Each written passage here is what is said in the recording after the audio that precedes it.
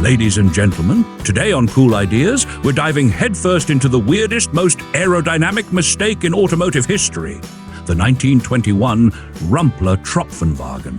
Yes, it sounds like something your German cousin sneezes out during allergy season, but this car was dead serious about looking like a fish and driving like a glider. And while most cars in the 1920s were boxes on wheels, this one looked like it was halfway through evolving into a submarine. I mean, picture this. You're rolling up to a fancy party in 1921, stepping out of something that looks like a torpedo mated with a bus. People either think you're a futuristic genius, or you've just robbed a Zeppelin. Before we continue, don't forget to subscribe to Cool Ideas, where we talk cars, history, and whatever else falls off the back of the automotive industry. Trust me, you'll need this channel more than your cholesterol meds.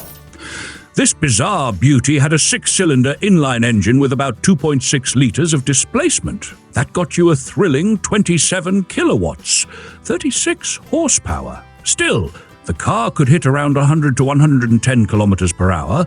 That's 62 to 68 miles per hour. Not bad for a vehicle shaped like a bathtub and with the aerodynamics of a buttered seal.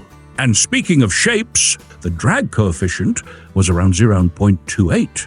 That's better than some cars made a century later. So yes, while this car looked like an art project by someone with a grudge against straight lines, it was weirdly ahead of its time. The transmission was a 3-speed manual, and yes, it was rear-wheel drive. The engine was placed closer to the middle or rear of the car, which, believe it or not, made it one of the first examples of a mid-engine layout. That's right. Before Ferrari thought it was cool, Rumpler was out here mid-mounting engines like a madman. The chassis was built on a lightweight steel frame with aluminium or steel panels depending on how fancy you were feeling at the factory that day. Suspension? Traditional leaf springs. You weren't getting air suspension here, buddy. It was all bounce, no grace.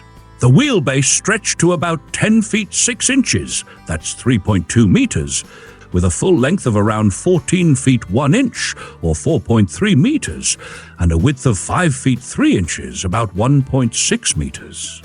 Now, let's talk weight. It came in at about 2,200 to 425 pounds.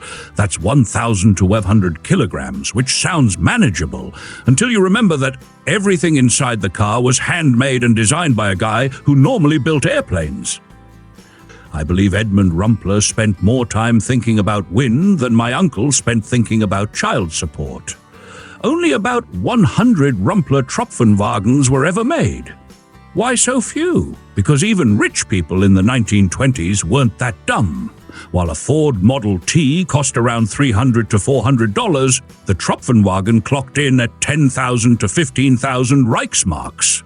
The price of a small house or 2 to 4 years of a skilled worker's salary in Germany at the time. Sure, it looked like an alien spacecraft with a drag coefficient of 0.28, but nobody wanted to drop a fortune on a weird car when inflation was turning bread into a luxury item.